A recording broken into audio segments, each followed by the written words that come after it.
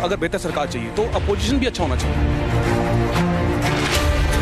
रोजगार के मुद्दे हैं, एजुकेशन के मुद्दे हैं और महिलाओं की सुरक्षा के मुद्दे हैं, वो मुद्दे दबाए जा रहे हैं। और इस सरकार ने इस कृषि के लिए बहुत ज्यादा काम किया। शिक्षा को बेचना बंद किया जाए। एक पीएचडी स्कॉलर एक पीएन के लिए पेपर दे रहा है। ये 5 साल तो हो गए इंतजार करते हुए, अभी तक तो आए नहीं, कभी दिखे नहीं हमें। तो अच्छे दिन कहाँ से आते, कहाँ गए, कहाँ से नहीं आए।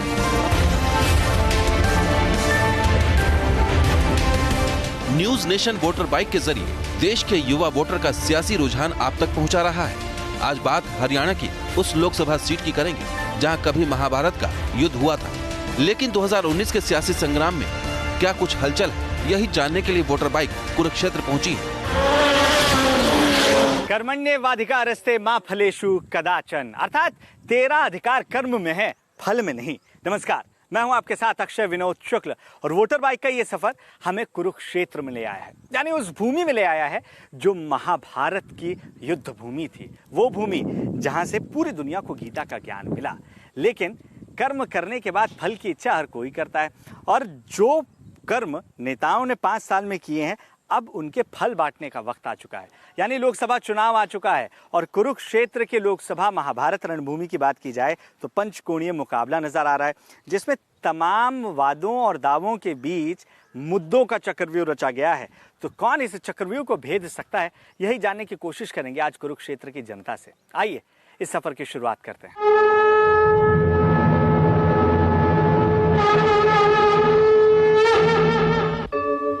यदा यदा हि धर्मस्य।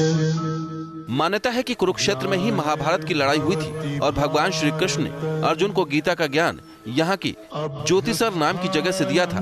कुरुक्षेत्र इतिहास के इस विरासत को अपने दामन में समेटे हुए है, लेकिन आज हम इतिहास नहीं वर्तमान की बात करेंगे। आज इस एपिसोड में हम यहाँ के युवा वोटर्स के चुनावी मूड को समझने की कोशिश करेंगे। इसलिए सबसे पहले जान लेते हैं कुरुक्षेत्र के मतदाताओं के सामने विकल्प क्या है। कुरुक्षेत्र लोकसभा सीट पर 5 प्रत्याशियों के बीच मुकाबला माना जा रहा है। बीजेपी ने राज्य मंत्री नायब सिंह सैनी को टिकट दिया है, तो कांग्रेस ने पूर्व मंत्री निर्मल सिंह पर दांव लगाया है। आम आदमी पार्टी और जननायक जनता पार्टी के गठबंधन ने जय भगवान शर्मा को मैदान में उतारा है। इसके अलावा एलएसपी और बीएसपी के अलायंस ने शशि सैनी को टिकट दिया है। इंडियन नेशनल लोकदल से अर्जुन चौटाला चुनावी मैदान में है। इस सीट पर चुनौती पार्टी उम्मीदवारों के लिए ही नहीं बल्कि वोटर्स के लिए भी है, क्योंकि हर उम्मीदवार जीत के दावे कर रहा है। वोटर्स के सामने 1-2 नहीं 5 विकल्प हैं और इन्हीं विकल्पों को विस्तार से समझने के लिए वोटर बाइक कुरुक्षेत्र यूनिवर्सिटी पहुंची और हमने यहाँ के युवा वोटर से बात की। तो राजनीति के मैदान में महाभारत का ऐलान हो चुका है और लगातार हर चरण के साथ बयानबाजी का दौर भी देखने को मिल रहा है। हम कुरुक्षेत्र की भूमि में हैं और इस वक्त हम कुरुक्षेत्र के विश्वविद्यालय के अंदर हैं, जहां ये युवाओं की भीड़ हमारे साथ मौजूद है। तो इनसे जानने की कोशिश करते हैं कि इनके लिए 2019 का चुनाव कितना खास है, कितना महत्वपूर्ण है। आपको लग रहा है कि 2014 से 2019 के चुनाव में कुछ डिफरेंस है मुद्दों को लेकर, चेहरों को लेकर, बातों को लेकर, या सेम है सब कुछ? नहीं, बहुत डिफरेंस है। कैसे? जैसे मोदी जी और राहुल गांधी जब आएंगे अभी जब वोटिंग के लिए, तो मतलब उसमें बहुत ज़्यादा डिफरेंस है। जो यूथ है जो वो मोदी जी को ज़्यादा सपोर्ट कर रहे हैं as compared to Rahul Gandhi. बस हम नरेंद्र मोदी बिल्कुल ठीक है, और सिंपल सी बात ये है, कांग्रेस है बाहर की पार्टी थी, इटली दे आए हैं, हम बाहर का राज को नहीं चलने देंगे, और मोदी अपने घर की पार्टी है, इंडिया की पार्टी, उसने जिताओ। आपको बेहतर सरकार के लिए, आपको अगर बेहतर सरकार चाहिए तो अपोजिशन भी अच्छा होना चाहिए, ताकि आप काउंटर कर सके। क्वेश्चन काउंटर होंगे तभी तो आप रिफाइनमेंट तभी तो आएगी। तो एक हमारा काम है कि एक एमपी भेजें हम, जो वो ऐसा नहीं हो कि कोई भी कहीं भी वोट डाल रहा है। ऐसा एमपी हो जो अपनी बात रख सके, एंड जो सरकार कुछ भी करना चाहे ना, उनको मनमानी ना चले। मेरा मानना तो ये है कि हरियाणा जो प्रदेश है वो कृषि के ऊपर बहुत निर्भर करता है, और इस सरकार ने इस कृषि के लिए बहुत ज्यादा काम किया। लेकिन राहुल गांधी कह रहे हैं कि भाई इस सरकार में किसानों की तो बात की नहीं जाती, उद्योगपतियों की बात की जा रही है। कर्ज माफ भी उद्योगपतियों के होते हैं, किसानों की कर्ज माफी का मुद्दा उन्होंने उठाया है। तो ऐसा लग रहा है कि अगर एक मौका राहुल गांधी को मिलता है, कांग्रेस को मिलता है, तो किसानों के अच्छे दिन आ सकते हैं। नहीं जी, किसानों को कहाँ आ सकते, 72,000 रुपये कैसे दे सकते हैं वो? 6,000 रुपये मोदी जी ने जो कहा था दे चुके अकाउंट में। मैं खुद एक किसान का बेटा हूँ जी, आ चुके हमारे अकाउंट में 6,000 रुपये, 2,000 की किस्त में आए हैं जी। राम मंदिर बनेगा, मैनिफेस्टो में कहा था इन्होंने 370 हटेगा, 35 हटेगा, उसके बाद 2 करोड़ नौकरियां मिलेंगी। आप लोग बता दो, हम युवा हैं, हरियाणा के अंदर ओनली एक खट्टर सरकार जिसने करा है, मैं मानता हूँ, ठीक है, बिल्कुल मानता हूँ, उन्होंने अच्छी नौकरियां दी हैं। ये खट्टर सरकार का जो काम है, इसका फायदा क्या मिल सकता है मोदी सरकार को? नहीं, काम देखो, फायदा तो थोड़ा बहुत मिलेगा, लाइक नौकरियों में ट्रांसपेरेंट लेके आए वो, तो उसका फायदा मिलेगा। लेकिन जो जाट आरक्षण वाली बात आपने की कि उसका इम्पैक्ट क्या है, तो मैं कहना चाहूंगा कि लोग बाकी कहते हैं कि हम साथ लेके चलेंगे, लेकिन चलते नहीं है। बीजेपी सरकार, खट्टर सरकार इस मामले में फेल हुई है कि हम सबको साथ लेके चलेंगे। यानी ज्यादातर युवाओं की पसंद अभी भी यहाँ पर हमें नरेंद्र मोदी नजर आ रही है, सेंटर में खास तौर से। और जिस तरीके से राज्य सरकारें काम कर रही हैं, उसका असर लोकसभा चुनाव पर भी पड़ता नजर आ रहा है। लेकिन कृषि एक ऐसा मुद्दा है कि हरियाणा के युवा भी उस मुद्दे से बराबर इत्तेफाक रखते हैं, आंकड़ों के साथ वो आते हैं। मुद्दा रोजगार का हो, राष्ट्रवाद का, या फिर किसानों से जुड़े मुद्दे हों, कुरुक्षेत्र का वोटर हर मुद्दे पर खुलकर बात कर रहा है। अगर उम्मीदवार इनसे अपने पक्ष में वोट की उम्मीद कर रहे हैं, तो इन्हें भी नए सांसद से ढेरों आशाएं हैं। हालांकि 2014 की तुलना में कुरुक्षेत्र में राजनीतिक समीकरण बदले हुए हैं। कुरुक्षेत्र के राजनीतिक चक्रव्यूह को भेदने के लिए मोदी लहर के बीच 2014 में राजकुमार सैनी पर बीजेपी ने दांव खेला था और पहली बार कुरुक्षेत्र से बीजेपी को जीत मिली। लेकिन 2019 में समीकरण थोड़े बदलते नजर आ रहे हैं। राजकुमार सैनी की जगह अब नायब सिंह सैनी, जो कि खट्टर सरकार में मंत्री हैं, उन पर बीजेपी ने भरोसा जताया है। दरअसल कुरुक्षेत्र में जो जातिगत समीकरण है वो काफी महत्वपूर्ण हो जाता है और यही वजह है कि जिन 5 पार्टियों के बीच प्रमुख मुकाबला नजर आ रहा है, उनमें से 2 ने जाट प्रत्याशी मैदान पर उतारे हैं, जबकि 2 ने सैनी समुदाय के लोगों पर भरोसा जताया है, जबकि 1 ब्राह्मण प्रत्याशी इस चुनावी मैदान में है। कुरुक्षेत्र सीट से बीजेपी के राजकुमार सैनी सांसद चुने गए। उन्होंने कांग्रेस के नवीन जिंदल को हराया था। राजकुमार सैनी को 4,18,112 वोट मिले थे। दूसरे नंबर पर इंडियन नेशनल लोकदल के बलबीर सैनी रहे, जिन्हें 2,88,376 वोट मिले थे। वहीं कांग्रेस के नवीन जिंदल तीसरे नंबर पर रहे। इस बार राजकुमार सैनी चुनाव नहीं लड़ रहे और उन्होंने बीजेपी को छोड़कर लोकतंत्र सुरक्षा पार्टी बना ली है। कांग्रेस ने भी नए उम्मीदवार को मौका दिया है। कुरुक्षेत्र लोकसभा क्षेत्र में जाट मतदाताओं की संख्या ज्यादा है, लेकिन लंबे वक्त से इस समुदाय का कोई सांसद नहीं चुना गया। ऐसे में कांग्रेस जाट वोट बैंक को अपने पाले में लाने की कोशिश कर रही है। कांग्रेस के प्रत्याशी निर्मल सिंह जट सिख हैं। कांग्रेस को उम्मीद है कि उसे जाटों, सिखों और पिछड़े वर्ग के वोट अच्छी खासी तादाद में मिलेंगे। निर्मल सिंह इनमें अपनी पकड़ बनाने के लिए पसीना बहा रहे हैं। तो वहीं बीजेपी के उम्मीदवार नायब सिंह सैनी को भी उम्मीदें हैं कि पीएम मोदी के नाम पर कुरुक्षेत्र के मतदाता उन्हें वोट देंगे। इस तरह के राजनीतिक समीकरण के बीच वोटर क्या सोच रहा है, उसे समझना बेहद जरूरी हो जाता है। हिंदुस्तान में कितनी विविधता है ये समझना है आपको, तो या तो आप इंडियन रेलवे में चले जाइए या हिंदुस्तान की किसी यूनिवर्सिटी में चले जाइए, जहां अलग अलग प्रांत के लोग भी मिल जाते हैं, अलग अलग भाषा, बोली सब मिल जाती है। और इस वक्त जब हम हरियाणा में हैं, कुरुक्षेत्र के अंदर इस यूनिवर्सिटी में है। भाई साहब, आपका नाम क्या है ये सबसे पहले जानो। मेरा नाम अंगराज शर्मा है, वैसे कागजी कार्रवाई में अंग्रेज। कुछ यूनिवर्सिटीज में ऐसे नारे भी सुनाई देते हैं, भारत तेरे टुकड़े होंगे, और उसके बाद उन छात्रों के ऊपर एक्शन लेने की बात कही जाती है। अब राहुल गांधी आए हैं, उन्होंने कहा कि जिस धारा में राजद्रोह, राष्ट्रद्रोह, इन तमाम बातों का जिक्र है 124 से, उसे हम हटाएंगे। आप जैसे युवा इसे किस तरीके से देखते हैं? देखो, अगर हम इन चीज़ों की बात करें तो इसमें रोल बेसिकली जो हमारे प्रोफेसर्स हैं उन लोगों का ही है। अगर वो लोग एक अच्छी शिक्षा, एक मॉरल एजुकेशन नहीं दे पाएंगे ना, तो फिर जो छात्र हैं वो इन चीज़ों पे ज़्यादा फोकस करेंगे। एक चीज़ आप मुझे बताइएगा कि आप जब वोट देने जाएंगे तो आपके लिए कौन से 2 अहम मुद्दे होंगे जिससे आप जहन में, दिमाग में रखकर वोट करेंगे? सबसे पहले तो हमारी फौज की सुरक्षा और दूसरा रोजगार। तो ये फौज की सुरक्षा और रोजगार आपके हिसाब से कौन बेहतर कर सकता है? बीजेपी।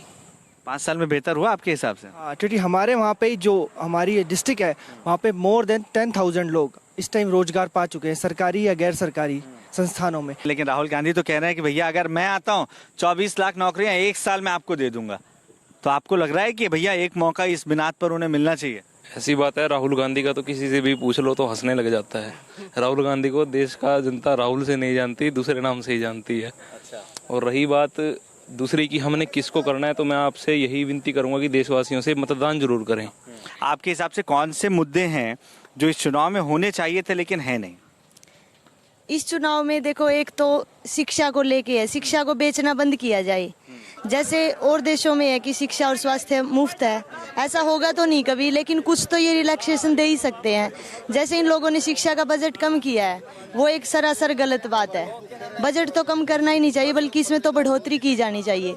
अभी 5 साल में हम नरेंद्र मोदी जी का जो पिछला अगर हम देखें जो उनका मैनिफेस्टो था भाजपा का, तो उसमें अच्छे अच्छे मुद्दे थे। 2 करोड़ नौकरी 1 साल में, और भ्रष्टाचार को मार, महंगाई को मार, अब की बार मोदी सरकार। लेकिन मतलब उस टाइम पे बहुत बड़ी लहर थी। अब की बार क्या है कि जो भाजपा का मैनिफेस्टो है उसमें से ये मुद्दे शायद गायब है। कुरुक्षेत्र में 1.5 लाख से ज्यादा युवा वोटर हैं, इसलिए कोई भी उम्मीदवार इनके मुद्दों की अनदेखी करना नहीं चाहेगा। आगे बढ़ने से पहले कुरुक्षेत्र सीट का वोट गणित समझ लीजिए। कुरुक्षेत्र लोकसभा सीट पर कुल 16,57,335 वोटर हैं। इनमें पुरुष वोटर की संख्या 8,82,798 है, जबकि महिला वोटर 7,74,525 है।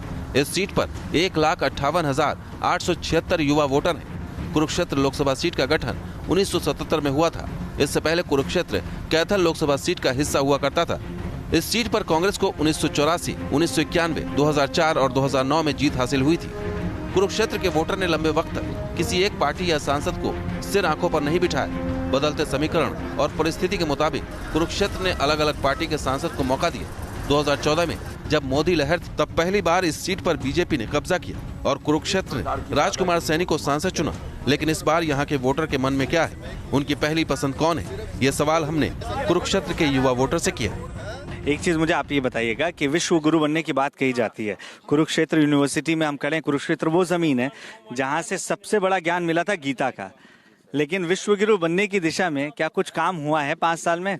नहीं सर, कोई काम नहीं हुआ है। जो एजुकेशन था सर, एजुकेशन ना तो इन्होंने बढ़ाया है और उसका लेवल इतना हद से ज़्यादा गिर चुका है। अभी लोकल ये छोटी सी बातें देख लो, एक PhD स्कॉलर एक PN के लिए पेपर दे रहा है, तो आप ये बताइए कि कहाँ का विश्व गुरु? ये 5 साल तो हो गए इंतजार करते हुए, अभी तक तो आए नहीं, कभी दिखे नहीं हमें। तो अच्छे दिन कहाँ से आते, कहाँ गए, कहाँ से नहीं आए।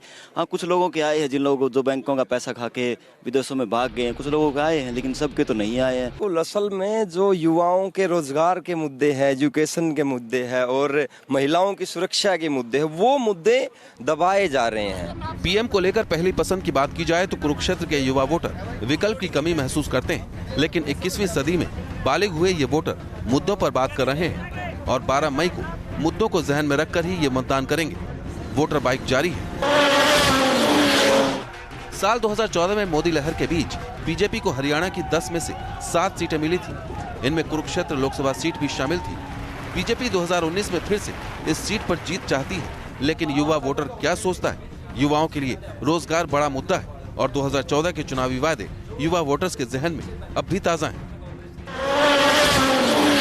तो कुरुक्षेत्र में हम लोगों से घूम घूम कर ये पूछने की कोशिश कर रहे हैं कि आखिर उनके लिए 2019 के चुनाव कितना महत्वपूर्ण है, उनके मुद्दे क्या इस चुनाव में हैं या नहीं। कुछ स्टूडेंट्स के साथ एक बार फिर से मैं हूँ।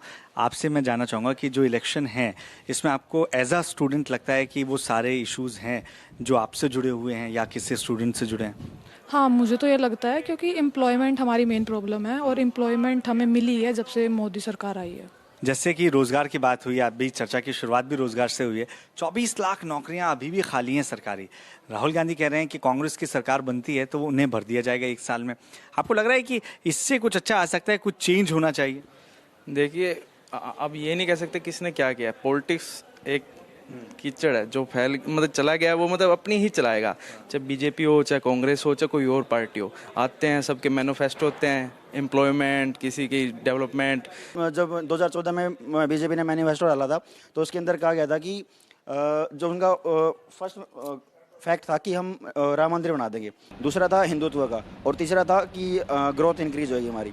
लेकिन उनके मैनिफेस्टो में 3 मेन कारण थे, लेकिन ना तो राम मंदिर बना गया, ना हिंदुत्व पर उन्होंने जोर दिया और ना ही उन्होंने ग्रोथ का तो नामो निशान ही नहीं है कहीं पर भी। एज ए यूथ अगर यहाँ पे हमको डेवलपमेंट होगा तो हमको बाहर दूसरी कंट्री में जाके काम करना नहीं पड़ेगा। हम यहाँ पे अब अगर हम कहीं पे बात करते हैं तो हम किसी रेस्टोरेंट पे जाके बर्तन साफ करने से पहले ना 10 बार सोचते हैं। वही स्टूडेंट अभी फॉरेन जाके स्टडी वीजा पे जाके वहाँ पे बर्तन मांज रहे हैं वो लोग, बट वो किस लिए कर रहे हैं? यहाँ पे उनको उस सिचुएशन को क्रिएट करिए ना। यहाँ पर 2019 का यंगिस्तान एक नए भारत की तस्वीर अपने जहन में बनाए हुए और नई सरकार से इनकी बहुत सारी उम्मीदें हैं जिन्हें ध्यान में रखकर ये वोट करेंगे। कुरुक्षेत्र किसे अपना सांसद चुनेगा, इसका पता तो 23 मई को ही चलेगा। तो कोई जाति के नाम पर, कोई धर्म के नाम पर, कोई पुराने किए हुए कामों के नाम पर, तो कोई किसी और मुद्दे पर अपने वोटर्स को भेजने की कोशिश में जुटा हुआ है। लेकिन कुरुक्षेत्र के युवाओं ने बता दिया है कि जो अर्जुन की तरह सिर्फ विकास पर नजर रखेगा वही पहली पसंद होगा। बहरहाल कुरुक्षेत्र के रण से इतना ही। आपसे फिर होगी मुलाकात किसी नए शहर में, नए लोगों, नए मुद्दों के साथ। तब तक आप लगातार रहिए न्यूज़ नेशन के साथ, क्योंकि खबरों का सफर यहाँ कभी नहीं थमता।